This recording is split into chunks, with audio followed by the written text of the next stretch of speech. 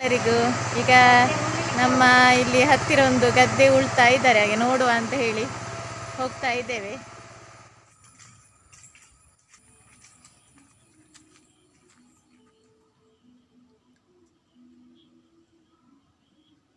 ವರ್ಷಿ ಏನ್ ಅನ್ಪುನಿ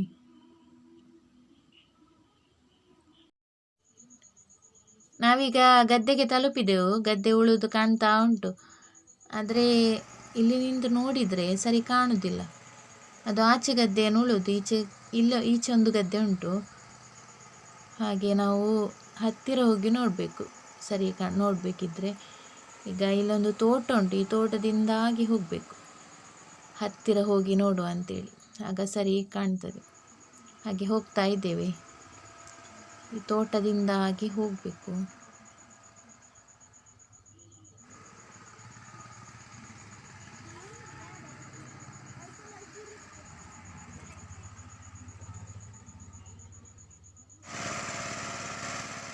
ನಾವೀಗ ಹತ್ತಿರ ಬಂದೆವು, ಗದ್ದೆ ಹತ್ತಿರ ಇದ್ದೇವೆ. ಇಲ್ಲಿ ಸರಿ ಕಾಣ್ತಾ ಉಂಟು ಗದ್ದೆ ಉಳುವುದು.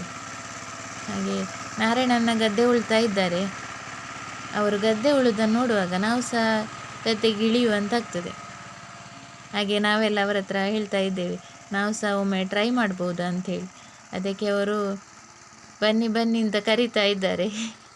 ಆದರೆ ಸುಮ್ಮನೆ ಬೇಡ ಅಂಥೇಳಿ, ಮೆಷಿನ್ ಸ್ವಲ್ಪ ಆಚೆ ಈಚೆ ಏನಾದರೂ ಆದರೆ ಹಾಗೆ ಬೇಡ ಅಂತ ಹೇಳಿದೆವು.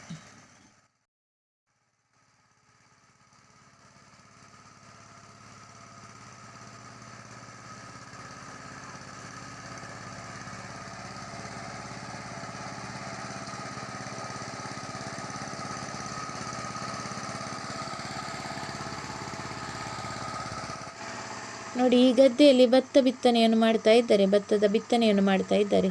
ಅಂದರೆ ಇದು ಉತ್ತೆಲ್ಲ ಆಗಿದೆ, ಅದರಿಂದ ಬಿತ್ತನೆ ಮಾಡ್ತಾ ಇದ್ದಾರೆ. ಹಾಗೆ ಇನ್ನೂ ಸಹ ತುಂಬ ಹಂತಗಳಿವೆ ಅಕ್ಕಿ ಆಗಬೇಕಿದ್ರೆ. ಹಾಗೆ ರೈತರ ಶ್ರಮ ಸಹ ಅಷ್ಟೇ ಇದೆ.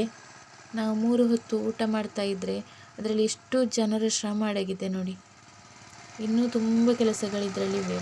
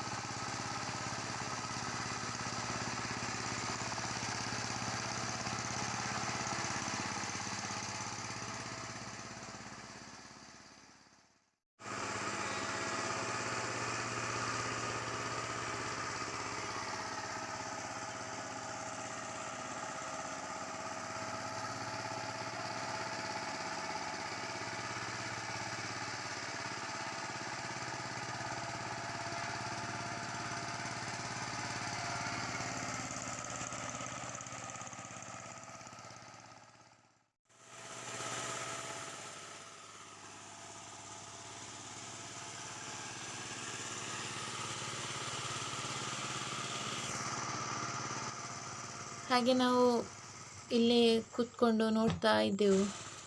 ಇಲ್ಲಿ ನೋಡ್ತಾ ಇರುವಾಗ ತುಂಬ ಖುಷಿ ಆಗ್ತದೆ. ಒಂದು ವಾತಾವರಣ, ಹಳ್ಳಿಯ ವಾತಾವರಣ ತುಂಬ ಮನಸ್ಸಿಗೆ ಖುಷಿ ಆಗ್ತದೆ ಇಲ್ಲಿ.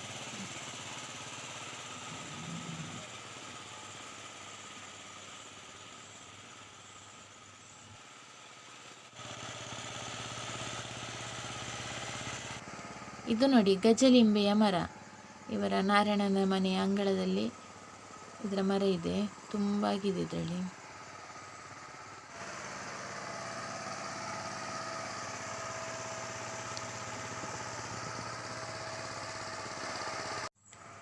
ಇದೊಂದು ಅಪರೂಪದ ಹೂವು, ಚಂದ ಉಂಟು ನೋಡಲಿಕ್ಕೆ. ಹಾಗೆ ಇನ್ನು ನಾವು ಹೊರಡುವುದು ಅಂತೇಳಿ ಹೋಗ್ತಾ ಇದ್ದೇವೆ ಪುನಃ ಮನೆಗೆ. ಮಕ್ಕಳಿಗೆಲ್ಲ ಹಸಿವಾಗ್ತಾ ಇದೆ, ಅದರಿಂದ ಮನೆಗೆ ಹೋಗುವ ಅಂತೇಳಿ.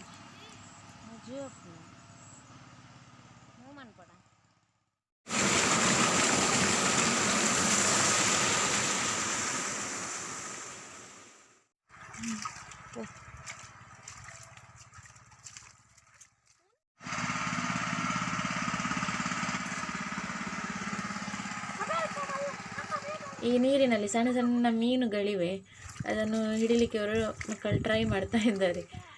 ಈಗ ರಿಷಿಕ್ ಮೀನು ಹಿಡಿತಾ ಇದ್ದಾನೆ. ಹಾಗೆ ಇವತ್ತಿನ ವಿಡಿಯೋವನ್ನು ಇಲ್ಲಿಗೆ ಮುಗಿಸ್ತಾ ಇದ್ದೇನೆ. ಹಾಗೆ ವಿಡಿಯೋ ಇಷ್ಟ ಆದರೆ ಲೈಕ್ ಮಾಡಿ, ಶೇರ್ ಮಾಡಿ. ಹಾಗೆ ಯಾರೆಲ್ಲ ಸಬ್ಸ್ಕ್ರೈಬ್ ಮಾಡದೆ ನೋಡ್ತಾ ಇದ್ದೀರೋ ಪ್ಲೀಸ್ ಸಬ್ಸ್ಕ್ರೈಬ್ ಮಾಡಿ.